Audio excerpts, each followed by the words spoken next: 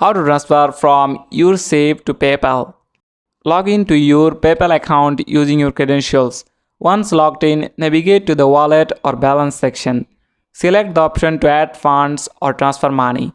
Choose the bank transfer option to add funds to your PayPal account. Note down the bank details provided by PayPal for the transfer. Log in to your YOURSAFE account. Initiate a withdrawal from YOURSAFE to your linked bank account. Enter the amount you wish to withdraw, ensuring it matches the transfer amount to PayPal.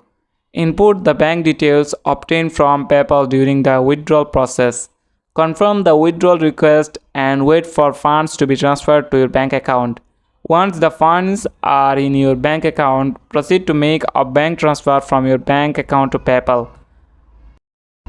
That's it. Thanks for watching the video.